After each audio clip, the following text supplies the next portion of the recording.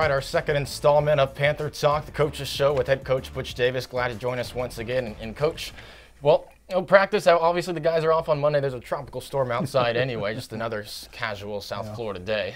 Welcome to Miami. But hey, let's talk Indiana a little bit and preview Old Dominion. I think the team, the guys really held their own. A Big Ten opponent, the physicality was there. Obviously not the result, but there were a lot of positives to draw from this past game. Yeah, you know, AJ, when we looked at the film and graded it, there was a lot of things that you could say, okay, this is much, much better than it was a year ago against UCF. I thought we ran the ball really well, 185 yards rushing. I thought our offensive line, I thought that the communication across the line of scrimmage for protections and then the running game was really good. There was probably, you know, obviously it's almost impossible to win a football game if you don't win the turnover margin. I mean, you just look at the ratio all across the country every single week. Just go straight to the sports page and look who won the turnover, and that's probably who won the game. Sure. And, you know, so obviously that's an area that we've got to clean up from that standpoint.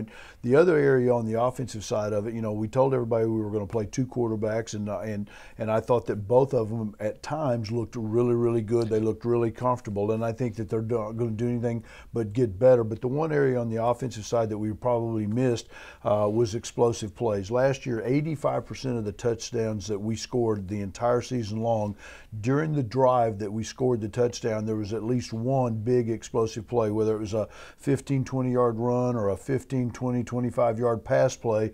And we had some shots. We took some shots. We didn't complete very many of them down the field. And so subsequently, even though we scored 28 points, we left maybe 14 points at least, if not 17 points on the field.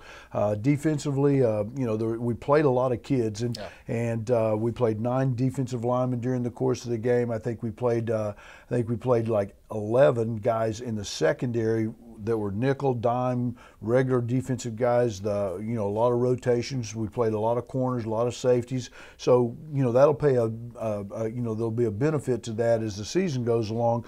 But the one thing that we've got to do much better, we got to create some turnovers from the defensive. You know, Dorian Hall's interception was a spectacular play. I mean, he was covering his guy and leaned back in and stole the ball on the outside. But we've got opportunities to sack fumbles that we've got to try to create, force fumbles on the running backs, and do a better job from that standpoint. And I think we've got to do a better job stopping the run. We put ourselves in a lot of situations. Their third down conversion ratio was very good from the standpoint that a lot of it was 3rd and 2, 3rd and 3, 3rd and 4. That gives them a huge advantage. We've got to do a much better job on 1st and 2nd down. You mentioned those shots downfield not connecting, but a positive of that, it seemed like the pass protection was great to allow a lot of those shots downfield. And you also mentioned Dorian Hall. It was an electric environment that first half of the first quarter. After the tough turnover, defense responds. Dorian, a guy that redshirted last year, makes that interception, and James leads the drive down the field. How happy were you with that first half of the first quarter and responding to that turnover? No, absolutely. I mean, that's what you have to do. If you create turnovers, the sudden change gives you an emotional advantage, and you really want to be able to take that and drive it down the field and put points on the board. You know, one of the things, you know, we did a great job one time on kickoff cover, and we talk about special teams, how important they are. We actually won the hidden yardage aspect of it by 48 yards during the course of the game with exchanges. And one time on the kickoff cover, we tackled them at the 12-yard line. We need a 3 and out in those situations, because if you get a 3 and out and it's a punt and now you get the ball inside the 50, the likelihood that you go down and maybe get a field goal, maybe you get a touchdown, but we didn't do that. We didn't stop them back there. They drove the ball. Then when they kicked it, now you're 85 yards away. So there's a lot of learning experiences. We played 28 guys yesterday in the ball game that had never played in a college football game before.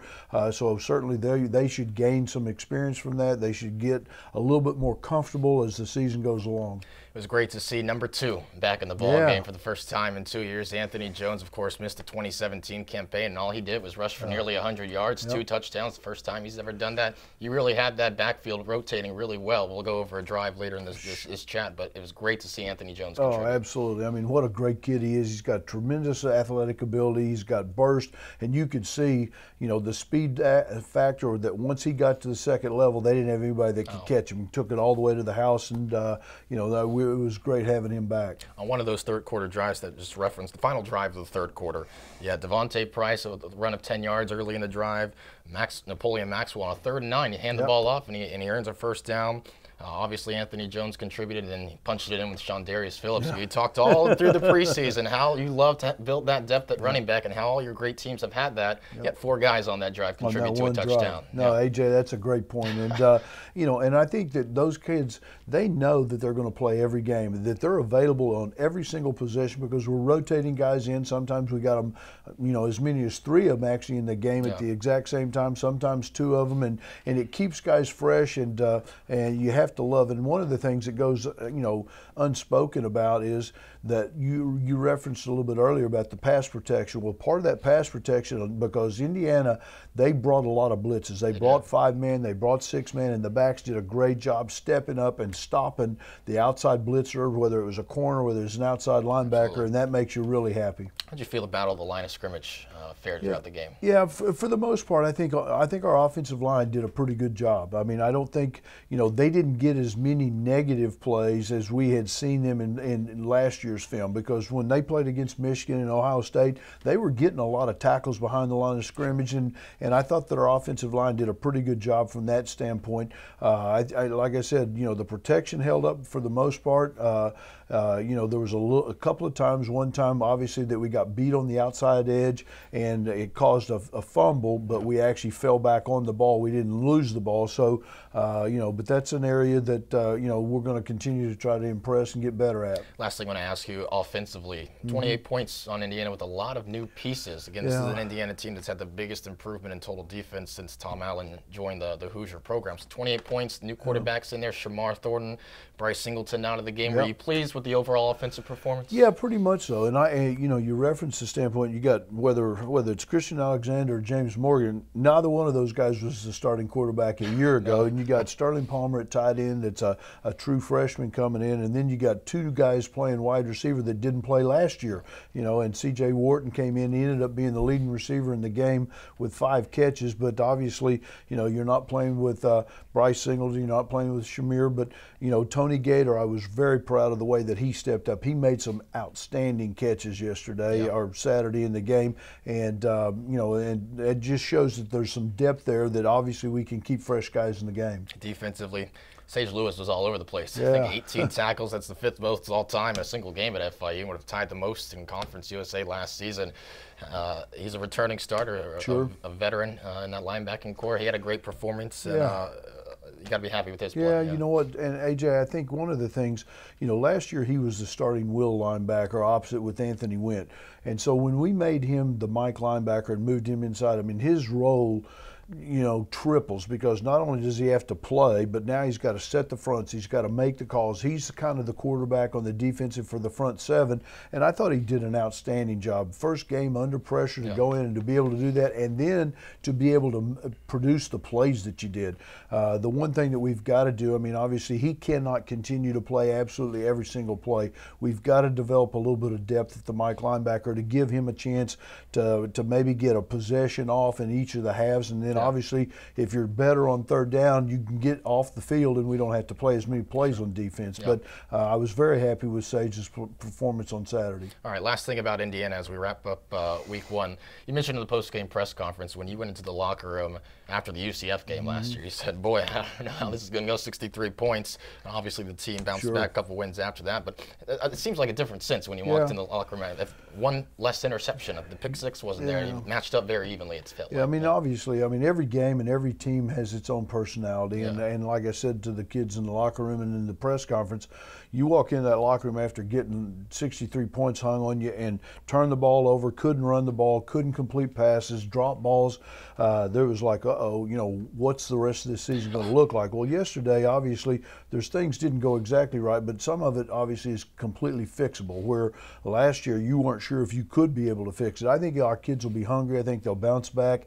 I think they'll realize that even though we were young and inexperienced, 4 brand new starters in the secondary and a lot of new faces on the offense and defensive side, I think they recognize that they definitely can be a much better football team than we played Saturday. Absolutely. Now previewing Old Dominion this week. Look, Liberty was 5.5-point dogs and ends up winning by 42 against Old Dominion. No matter what the score of that game was, I think everyone in this program remembers how ODU came in here last year and walked away with the win. So whatever happened in Old Dominion's week 1, I think was irrelevant in terms of the mindset and the preparation, but the chance to get an early conference win here in week 2. Yeah, no doubt about it. And last year's games play no role in this year's preparation. I mean, obviously you watch, how you matched up against some of their players, but when you watch the game, I mean, if you didn't know the scoreboard was 52-10, you'd sit there and you'd go, because I mean, they're moving the ball. I mean, ODU is moving the football on Liberty, and then they had some of the same exact things that happened to us. They get a sack fumbles, they throw a couple of interceptions, you start turning the ball over.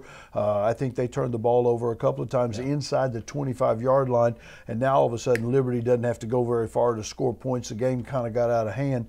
But I was impressed with the quarterback. It's the same quarterback that we played against last year. He's electric with his feet. They do a lot of pistol. They do a lot of gun run things where he's reading the end man on the line of scrimmage, and he can either hand it off or he can pull the ball and get on the perimeter. He's got a big arm. One of the things, they took a lot of shots. And, like us, they didn't complete as many of them as I'm sure that they would have liked to, but they're not afraid to take the ball and throw it 35 to 50 yards down the field and try to expose your secondary. So, those will be some big challenges for us. They tried to run the ball very well, and I thought that they had some success. They rotated a lot of running backs. I think they played 3 different running backs in the ball game. So you got to be prepared for each one of those, because they're all different. Some guys are speed on the outside perimeter. Some are power runners between the tackles. So you have to make sure that you're prepared for everything that they can bring. Yeah, last thing as we preview ODU, the head coach Bobby Wilder noted, hey, our confidence is shook right now. Sometimes after a big loss, you get a very, very determined effort, resilient from that team the next week out. What's going to be key, as you emphasize to your team, what to prepare for this weekend? Yeah, I think both teams are in that same situation. Neither of us won. Nobody wants to go 0-2, so you're going to do everything you can to put a great preparation for this game. I think keys for us again is we've got to get better on the explosive plays. We've got to get better at the turnover thing. We've got to protect the football and make sure on the games that we won last year, the 8 games that we won, I think we were plus in the turnovers on 7 of those victories. Only one time were we able to win that we didn't win the turnover battle. Looking forward to it this weekend. FIU at ODU. You can catch that on 7:90 a.m. The tickets, as well as Conference USA affiliates. Thanks for joining us, Coach Davis. Week 2 of the Panther Talk Coaches Show. All right, we'll see you next week.